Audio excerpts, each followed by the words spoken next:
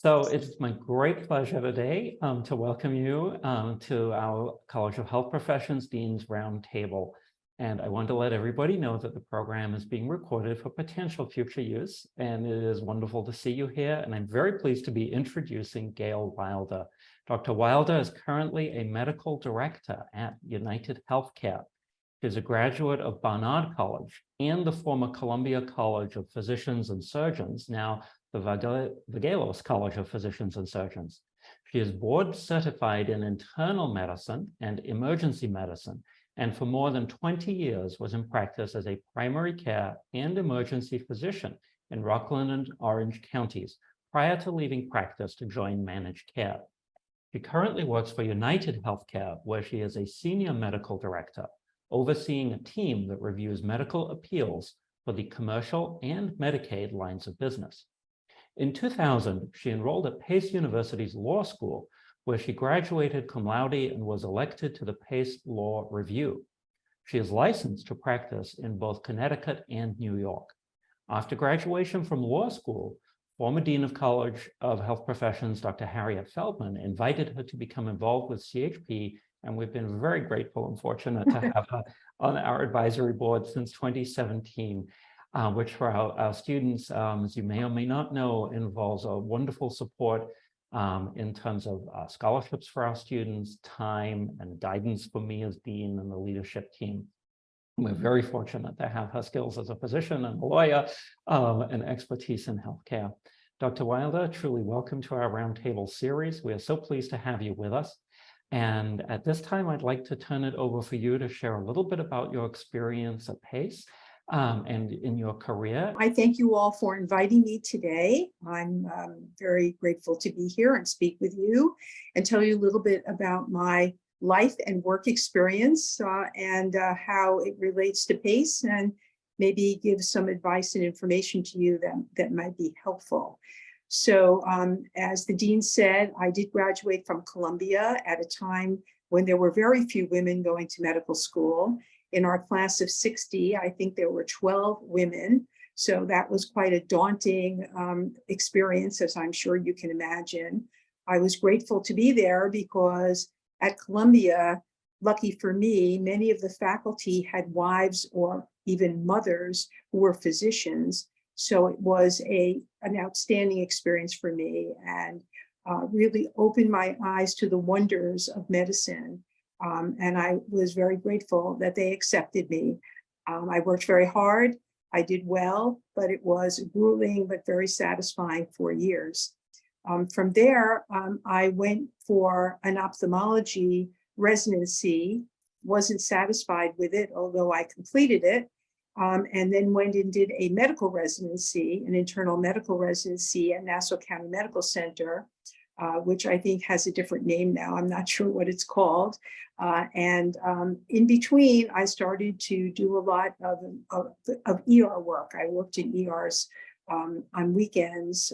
And so I was able to take ER boards in addition to internal medicine boards. And as the dean told you, I am board certified in both specialties and have maintained my certifications over the years. I think in 1997 or 98, you see how far back I go, I decided to step into the administrative part of medicine, and I was able to get a part-time job with Aetna.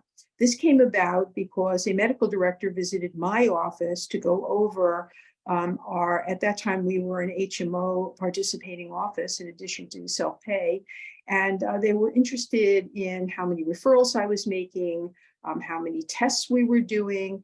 And I found this to be very fascinating. And I asked that individual, how does one even get involved in the administrative end of medicine? I mean, no one teaches you that in medical school. No one knows.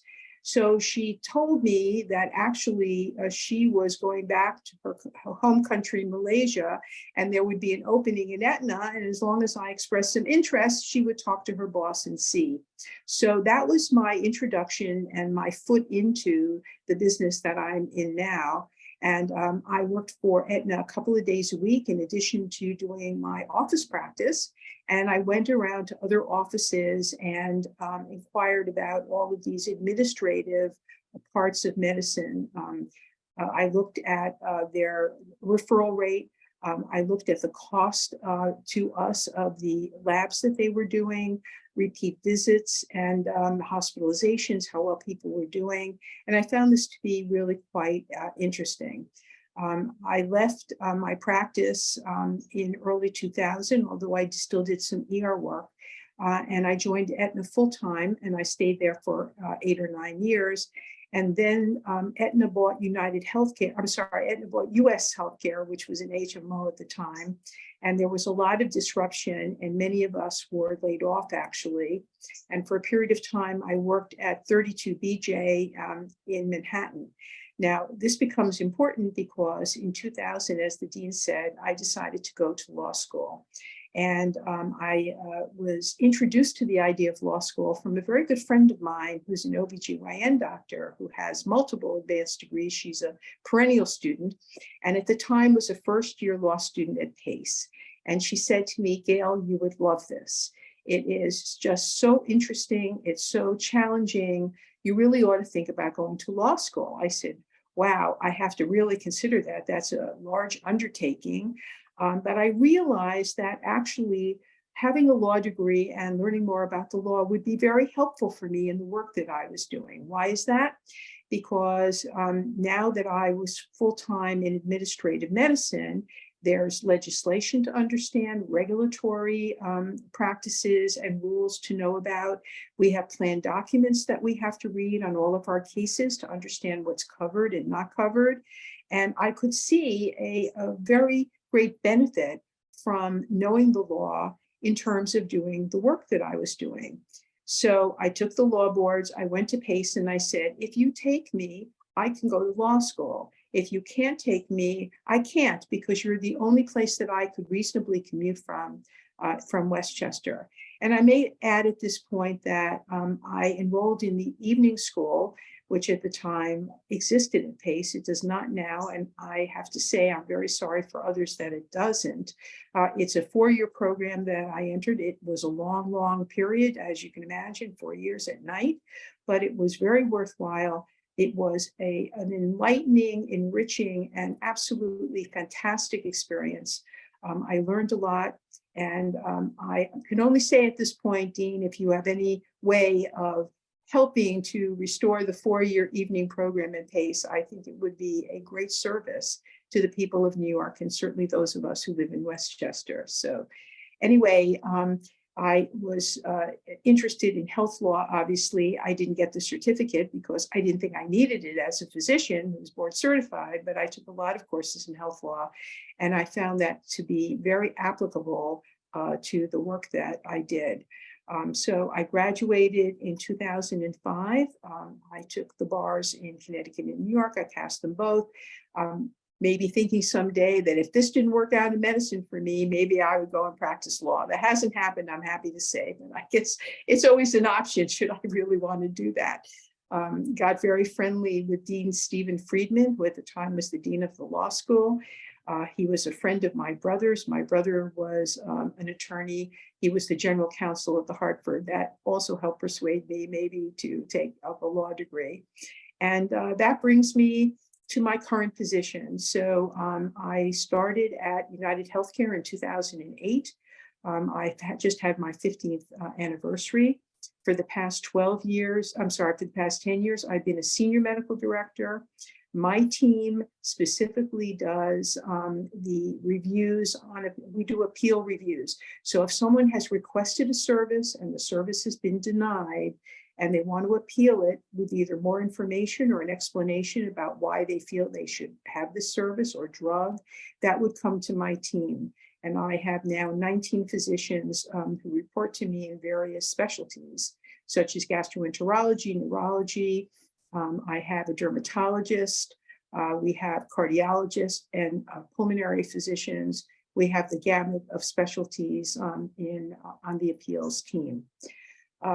As to something of interest to PACE specifically, I can tell you in the years that I've been at United, there has been a tremendous increase and interest in hiring physician associates. When I came to the company, I don't think there were any. We have a very large nursing team, obviously, because they are the ones who set up our cases for us. They're the ones who digest all of the clinical information, set the cases up for us. But there hadn't been a great interest in physician associates. We now have a big team of physician associates that sit in a position between the nursing team and the physicians. They provide an extra level and layer of clinical expertise and have been probably the greatest, I think, added benefit that I can see in my department in the last 10 years. And that may be something that you don't know about, that there is a place now in a very large room now for physician associates in companies like mine, certainly in my company. So I just want to let people know about that. Obviously, we prefer students who have been out working for at least 5 years in the field, because that clinical experience is very important. But for people who have family needs, whether it's children or elderly parents, and they feel they want a more home-based kind of experience, this is something to consider and does exist now in full throttle in my company and probably others. So that's what I would like to say. I'm certainly open to questions, and I hope that I've given you enough information to ask me some. Is there anything more people would like to know about? I have a question. I'm just trying to formulate my words in my head still. Okay. But clearly you took this long winding path that took you to healthcare administration. What do you think were the benefits of kind of going that route versus going, like, for instance, we have a healthcare management master's program here at PACE. So I guess, what do you think are the benefits of going the long winding way versus the more direct? I don't think I knew about that master's. I don't think it came into my view at the time. And if I told you that my going to law school had very much to do with what my friend was doing, maybe that's how in life we end up where we are. Someone's doing something, they mention it to you, they think it's terrific, and all of a sudden you say, well, maybe I should think about that. And I know that seems silly to you, but in a way, that's kind of the way I got there. And it turned out for me to be a great experience. I have met friends that I'm still friendly with 20 years later. I have my 20th anniversary coming up in a few years. And I just have to tell you that having come from an Ivy League background, as I know you see that to PACE, I never felt for a minute that the education at PACE was not as good as everything else I experienced. I worked very hard. I put a lot of work and time in it. Those of us who worked that hard and did well did not have a problem with the bar exam. And I felt that I had every benefit being at PACE that I would have had at any other school. I just have to make that pitch. I also have a question. So Sure. you mentioned that your team are always looking for new kind of talent to get involved, and it's a different kind of position in the healthcare space. Normally you prefer a little bit more experience under people's belts. What kinds of soft skills or, hard skills kinds of classes, things can our students be working on in order to kind of stand out if they were to apply to that kind of position? So certainly at least 5 years of clinical work, all right, because you need to have that understanding of what you're looking at when you're reading documents, right? Excuse me. And I think that they need good writing skills. They need good clinical interpretation skills, be able to understand lab results, and being able to set up documents. So certainly some Excel and PowerPoint, also very helpful. So those would be the skills that I would say would be most important. Yes, actually, following up on the last two questions, Gail, you really described your background and how you went about to where you are today. And I love the comment about sometimes we end up where we are because we follow what our friends' recommendations might be. And it's not necessarily a path that is designed initially. And I'm thinking of our students in the Zoom room.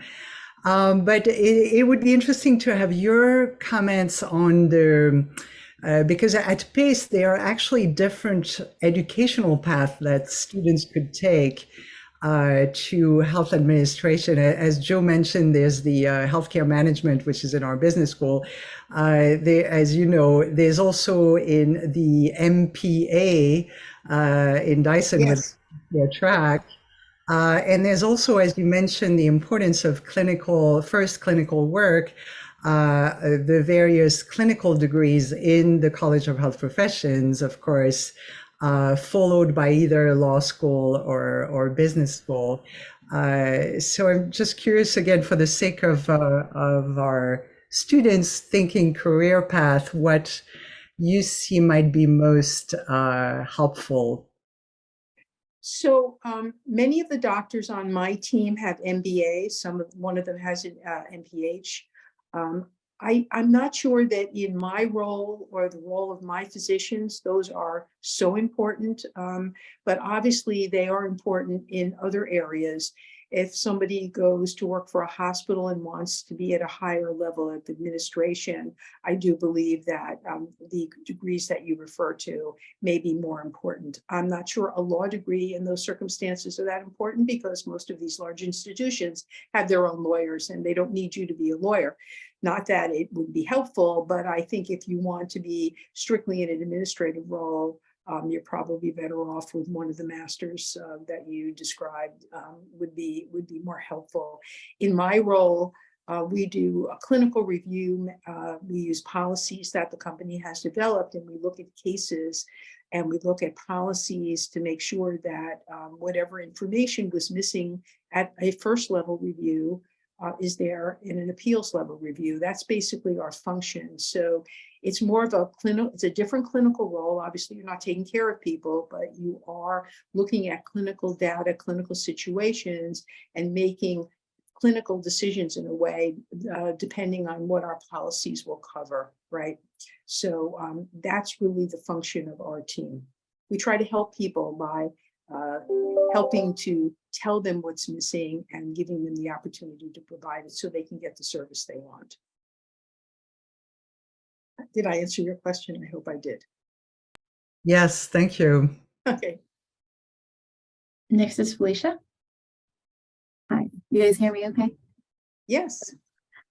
So I know during and post-pandemic, there's been an increase in conversations regarding resident and physician burnout and mental health of residents.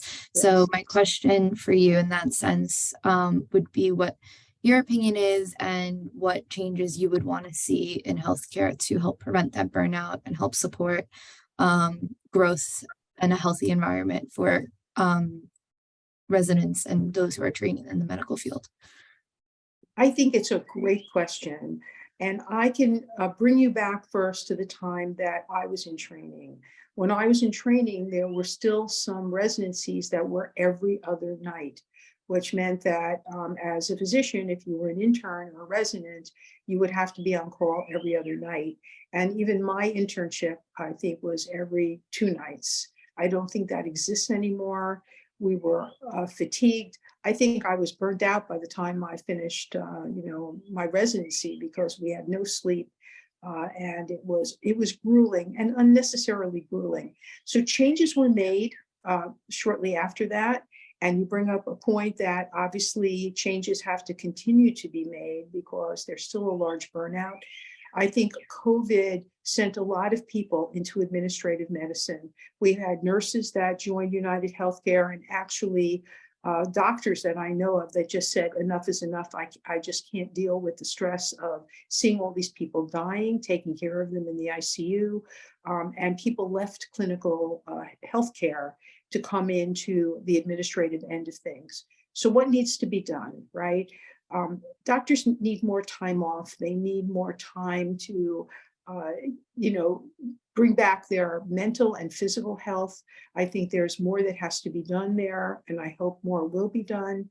It has been very trying, and I think that the more we recognize the needs of physicians. I think more virtual visits help because it's not as taxing as going into the office all the time.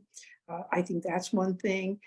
I can tell you the other difficult thing for physicians, and you will find this too once you get out, is the internet.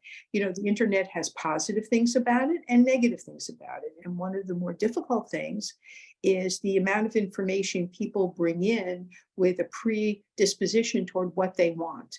I saw this on the internet, this is what I want, you know. I saw this on television, all of the ads we have now for drugs on TV. We never had that when I was in medical school. Medical school, and when I first went out, you came to the doctor's office, the doctor diagnosed you, told you what medication you were going to take. You said, thank you, doctor, and you went home, and that was the way it was. It's a very different world today. And that is difficult for physicians, right? Because if people bring in and have a predisposition to what they are willing to get from you because they've seen it on TV, you sometimes have to talk them down from that, talk them out of it, explain why it's not good. It's a lot more work. So this is the plus and minus. It's great for people to be educated, but sometimes the education isn't in the right place. And so I would say those are some of the challenges that I'm aware of. I have a question that is somewhat similar to that one in regards to work-life balance, because I feel like this is a common problem, whether you're a student, whether you are working full-time. How do you manage your work-life balance?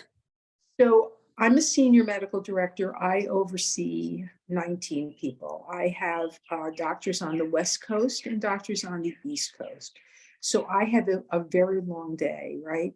My day starts around 6 or 7 in the morning. I pick up my phone to see if there's any doctors that work for me that have a tornado warning or have lost power, have a family emergency, can't get on the internet. There's often, and I should say always more than often, some type of an issue that starts my day where somebody isn't going to be able to work for a variety of reasons.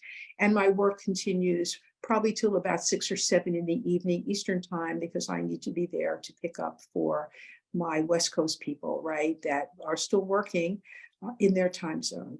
So my experience is a little bit different in my position, right? For the doctors that work for me and the PAs on our team, they work a pretty fixed schedule of about 8 to 5. They work at home. The job is entirely virtual.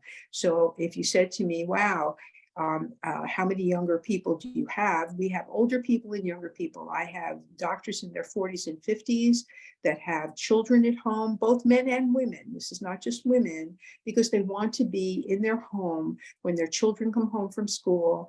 They want to be able to break for lunch and have lunch if they're able to with their other family members.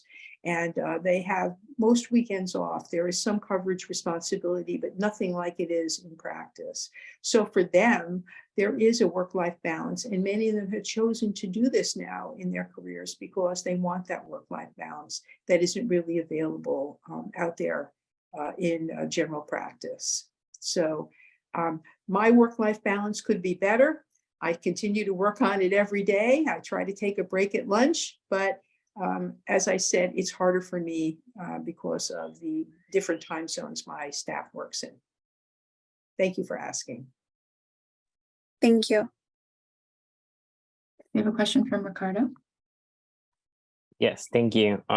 What advice will you give to someone interested in pursuing a career in medical leadership or healthcare administration? So I think my first advice would be to do some clinical years. I think that the clinical experience can't be gotten any other way other than being out there and doing the work, right? Our company requires 5 years, or strongly suggests 5 years of clinical experience. And it's because you just need to, you need to get that time in to have the perspective that you need really to do even administrative medicine. So that would be my first recommendation. A master's is helpful. Maybe if you're interested in public health, that might be an interesting master's to get. I have a few friends of mine that have that and that work for, one of them works for the city of New York in a capacity there. If you want to do administrative in a hospital, either an MPH or an MBA is probably a good degree to have. In my work, as I told you, specifically on my team, in my end of UnitedHealthcare, we still do clinical reviews. It's not the same as taking care of patients, but we look at, obviously clinical data that comes in, hospital records and that sort. So having an advanced degree here really isn't that important. And the physician associates that work in the clinical team that I'm in, I think only one of them has a master's in business. Never hurts to have a master's in business. I think that is a good degree to have in almost any kind of field where you're going to be doing administrative work. So I hope that's helped you. I'm always trying to, help my students, our health sciences students, the undergrads, as you know from your advisory board work, about Yes. half immediately go on to the graduate clinical licensed healthcare professions fields. About half, though, want to seek employment or need to seek employment just with their bachelor's. And it's obviously, it's not going to be in clinical administration. But, what guidance would you have for those students who are not thinking of continuing immediately and who would like to be seeking employment with the skills that they have, grounding in anatomy and physiology at the undergrad level with the skills that we give them at PACE, and want to work for a little bit before they decide on something that might require advanced education? So I don't know whether I have advice except to say to try to get into an office setting where they can, if possible, develop a specialty. In other words, if you want to go right into practice and be with a group of physicians and practice with a group, it's very attractive to us if you are in a group that is specifically doing one type of medicine. For example, we have a PA on our staff that worked for 10 years for an orthopedic office. This was a great hire for us because we have several orthopedists and she understands the records better than anyone else and can set up cases. And so that's worked out. Also, oncology, a great place for a PA to really work for 5 or 8 or 9 years if you want to go right into practice. That's very adaptable because we like that. Those are difficult cases to look at, difficult cases to set up.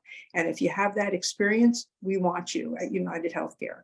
So I would suggest that, maybe do a year if you want to in general medicine, just because it's nice to see everything like an internship we used to do, but find yourself a specialty group, stay with that specialty group, acquire the expertise in that one area. And I think that you'd be very likely to be hired even in administrative medicine if you have a specialty. I hope that helped answer your question a bit. Yes, thank you. And for many of our students who are continuing on into PA programs, PT programs elsewhere, also advanced nursing programs, I'm seeing more and more of the recent grads, focusing right away on a specialization, a specialty Yes. field. So that's really helpful for those who haven't future interested in administration to think of that as the first track. Thanks. Thank you. So I think if I heard correctly, you said for a little while you were balancing both your clinical work and working at Aetna, right? Yes, I was. So what was kind of the final factor that made you do the full switch over to Aetna as opposed to the balance of both, or what kind of made you decide that you wanted to switch full time to that? So there were several factors.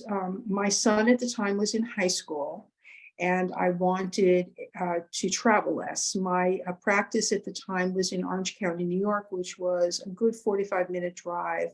And I felt that I was spending a lot of time on the road.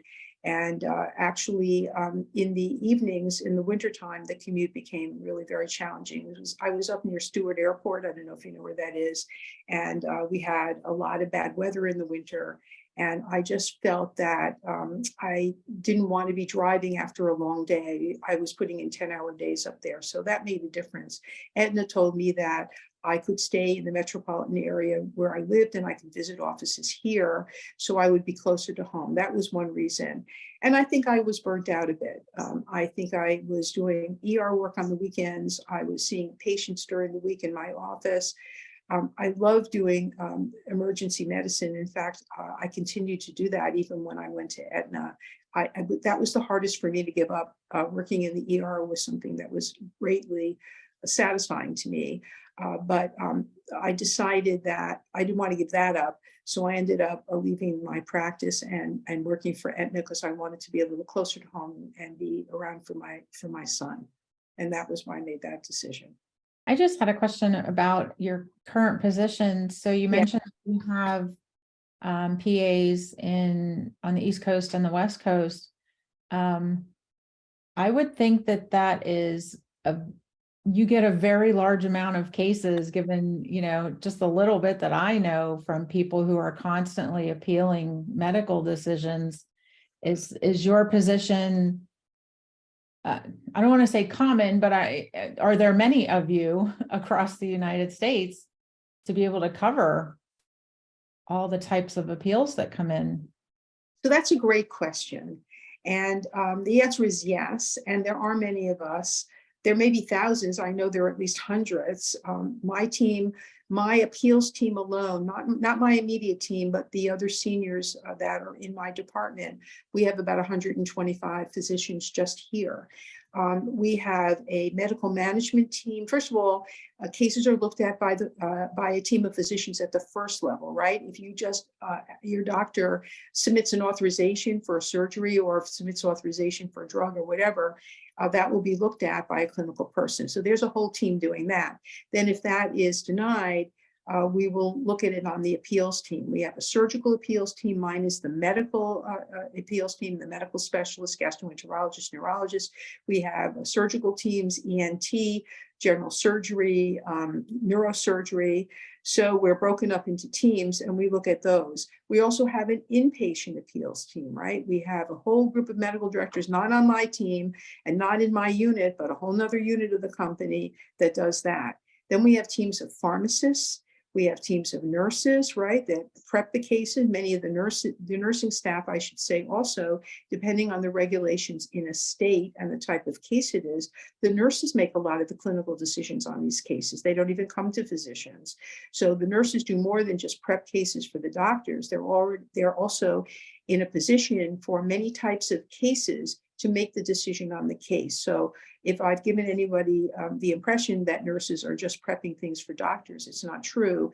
The nursing staff in our company, depending on what the regulations are for the type of case they're doing, will make many decisions on cases on their own. So there's a lot of, let me just say, a lot of personal satisfaction and a lot of ability of nurses to function independently here. And that is also true for some of the PA positions and certainly true for the pharmacists. We are very large. We are all over the United States. The wonderful thing about working here in our company is that you don't have to have a specific state license for most of the work that you do. You just have to be licensed in a state. So for me, I have New York, Connecticut, and New Jersey medical licenses because that's what I wanted when I finished my training, right? I can move to Florida, I can move to Nevada, I can move to California. I don't have to apply for a state license to do another state license to do my work. So that is also very nice. It's just gives you a little bit more mobility without having all of this administrative nonsense. So that's another thing I want to mention. Thank you. I hope I answered your question. Yes, thank you. Jody's question brought me to another one. What types of professional organizations are you a part of? Like, how are you keeping up with the best practices in healthcare or healthcare administration, things like that? So I'm on the advisory board, as you know, which is how I come to talk to you. Yes. I'm a member of the Westchester Medical Society. I haven't been that active because we've been obviously limited by COVID, and I do most of my interaction with them online now. I'm also vice president of the Westchester Columbia Club, which also hasn't been that active recently because of all COVID. And what will happen with that over time, I don't know. I think that the New England Journal of Medicine is probably the best way to keep current because it doesn't matter what your interest is, there's always something there. I also try to look at the annals. I look at some emergency medicine. I also personally have reboarded in my board specialties. I reboarded in internal medicine in 2018 and in emergency medicine in 2021. So I continue on a maintenance of certification path myself. Not all doctors do, but I do. My company requires you to be board certified. So, you know, for people that have limited year boards, they have to continue. Yeah. So those are the best things that I can think of. I also have also up to date. I know a lot of people find up to date to be a great source of information. And I use something called Family Practice Notebook, which you may or may not have heard of. I also use it to study for my boards, and I greatly recommend it. Everything is in a very succinct bullet format of any kind of a medical question that you have. It's like outline form, which I find very easy to read. You know, what's the genesis of the problem? What are the presentations? What are the treatment? What are the adverse effects? We know with a couple of bulleted sources at the end. So I like that. That keeps me going as well. So that would be my answer for you. Thank you. That's helpful. Justine, do you want to go? Your hand is up. Yes. So I was just wondering what the clinical background of your current nurses looks like. Is it the same as in like you want 5 years, you would like, you know, like a special, or is it a little bit different for nurses than physicians? So I don't hire nurses, so I can't answer that directly. The nursing team who works with us has other titular heads, right? We have several nurse managers. There are 2 senior managers, and then there is the manager who manages basically all the managers. I would say that everyone's expected to have some clinical experience. I don't think the nurses hire either without it. I don't know if they have a 5-year minimum, but I can tell you the nurses do have some clinical experience before they're hired. And I must say that there's plenty of opportunity for growth on the nursing side, even probably more than the medical director side, because the number of nurses that support us is tremendous. I know at least 4 or 5 nurse manager level people in my department alone. And excuse me, I'm having a problem with it. And I can say that at the senior manager level, there are a group as well. So I think that the growth potential is really quite great on the nursing side if you're looking for a place to grow and move into higher level positions. What do you see from your personal experiences, the challenges in terms of accessing healthcare with equity, and then the challenges you see for us as a society and for leaders to be able to try to get there to improve access and equity? I can tell you that my company is very interested and involved in the question of equity and bringing healthcare to everyone that needs it. We have, in fact, one of my physicians was in an advanced course sponsored by the company to look into OBGYN care across our nation. And as you may or may not know, there are areas in our country where it's very hard to find a gynecologist and an OB, and people have to travel very far to get the care that they need.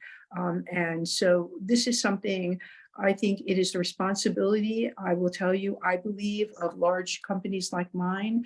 We obviously actually came out with earnings today, and you can see that we do very, very well. And I think that we have a great sense of social responsibility.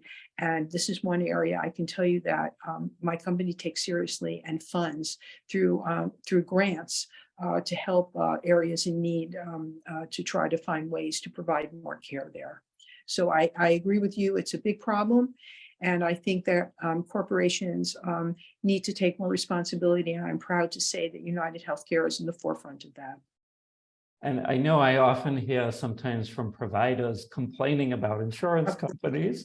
And we also see the data, the US already spends, as we know, much more per capita and in the aggregate and as a percentage of GDP by all the metrics in other countries. And so the idea of insurance companies just denying, it's also helping to keep out of control costs so that the monies can be spent where they need to be, right? I agree with you, and I think that the best thing we can do in this country right now is to try to get our arms around the cost of drugs. We pay too much for drugs. We should be able to get them for less money. I mean, you'd have to live in a hole if you haven't heard that, and all the efforts that are being made to try to get medication for Medicare, which I believe is happening now, for more reasonable cost. And I think that that needs to be true for commercial. I think if we could bring down the cost of drugs, that would significantly help the cost of all of our medical care in this country. I think that should be at the top of the list, in my view. Thank you. And review can be very positive. I mean, I was speaking with one hospital CEO who said, you know, if we had one change, it would be a little more challenging to get an MRI for someone who doesn't need one. Because in the US, I think we have a system where I think everybody agrees that, you know, we need to make these changes. And I think our insurance partners and industry can be really a positive force with that. And I appreciate your view and perspective that you bring. Thank you. Thank you. Thank you. So we have about 10 minutes left. Just would like to encourage our students and attendees, if you have any other thoughts or questions. I have a question about when you first made the switch from being a practicing physician into doing what you do now. You're sort of seeing it from the other side, and how did it affect you? Because perhaps as a physician, you would have ordered a test or a procedure. And then how did you look at that coming at it from the position of, well, maybe that's not the right thing, or maybe the coverage just isn't there for the patient to get that particular procedure, or whatever the case may be? That's a great question, and one that I'm happy to address. I was stunned, actually, at how much I didn't understand about the way an insurance company looks at a pre-authorization request. And I came to learn later, obviously, when I was out of practice, how important it was to provide information during the pre-authorization process, and how much better I should have done it when I was denied on a case. And just as an aside, my daughter-in-law, who is a rehab doctor, came and trained with me when she was in medical school and spent a week at my side at UnitedHealthcare. And she said she went back to her training, and as she was training, when things came up, she would often think to herself, that's never going to be approved, what they're asking for, because it's just not indicated. You know, her eyes were wide open. So I think one of the problems is we don't do a good enough job, certainly during the educational process, of making doctors understand how insurance companies look at things, how to look at something, how to look at a policy first before ordering something or understanding what's covered. That would really eliminate a lot of the disappointments that doctors have when they don't get what they want, because they just don't understand the process and how they should be looking at things and understanding policies before they order drugs or order services. And so that's what I learned. And I actually had a great respect. I felt that it was something that if I had understood better when I was in practice, I would not have felt as frustrated as I did at times. Thank you for the question. As a follow-up to that, would you recommend someone go backwards, someone start in that type of role and go to clinical practice? I think that would be harder. I think that people have come and gone.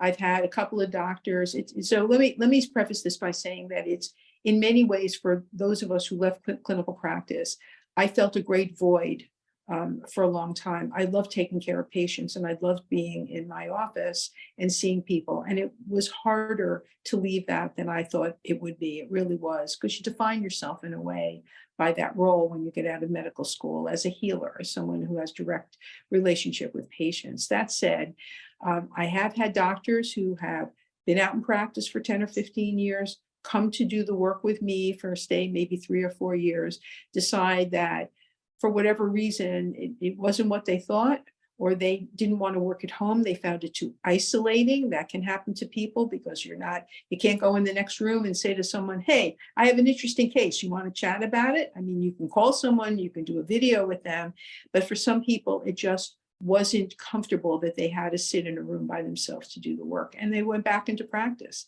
So that's the more common thing. They're in practice, they come and do this work for 4 or 5 years, and then they go back to practice if they find it's not for them. Thank you. I was just thinking in terms of, so we have our accelerated Bachelor of Science in Nursing. So we have people that are already in administrative professions that might want to go back, go into the practice side of it. I don't think it's impossible. I just don't know enough about it to be able to give you an opinion about it. No, I was absolutely. just going to say, I am a nurse who actually went into that complex case management with Oxford Health Plans. Oh, there you go, my United. company. Yeah, and United. Yeah. Yeah, and honestly, it was the best thing for me. So right after nursing school, I did that for 5 years, then went back to clinicals. And it helps my oncology service line tremendously. I'm currently an AVP and I can help with all these things. So for me, doing both was very, very eye-opener, like you said. And I mean, I still do it once in a while as a case manager, but you learn a lot. UnitedHealthcare, Oxford Health Plans really prepared me to be at Sloan Kettering. So it was very nice perspective to have as a junior nurse, and then going back to clinicals, being able to help my institutions with these kinds of concerns as a nurse. Certainly, you got to look at policies, so you understood what the policies were. That makes a big difference, don't you think? Because you already have a structure that they teach you about how to look at things. And you're the best one to answer the question, I think, that was asked of me, that obviously you can, and the world is open to you. You have so many avenues, and because of your experience, you could really do anything. And yeah, I mean, 25 years later, it still comes back to, whenever there's a concern with an oncology patient, I'll be called. Right. What do we write before we submit this to the insurance company? And I believe it also gives, whether you're a nurse or a physician, a nurse practitioner, or a PA, a very broad perspective in regards to how care processes are done, from admitting to home care. So for me, that was very good. And it's been one of the most rejoiced, nobody can take you away from you experience that I've had in my career. Well, I hope that at some point you'll consider coming back to us, because we can certainly use you. With your level of expertise now on the outside. So thank you for sharing that. That's great. I always say Oxford United Health really is one of the exemplars of what case management should be. Well, thank you. I'll bring that back. Thank you. Well, I think that's a wonderful note for ending and emphasizing the importance of collaboration, and how really everyone in the healthcare industry and healthcare delivery, really, whether it's insurance, individual providers, hospital executives, for those of you who have attended many of our DRTs, are just really dedicated to improving outcomes for people and health.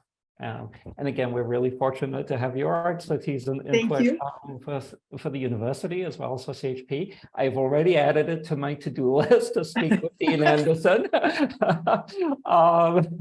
And because, PACE really is a wonderful engine. And as we see, even for somebody who's remarkably accomplished academically, well, thank you. Additional education is a lifelong benefit.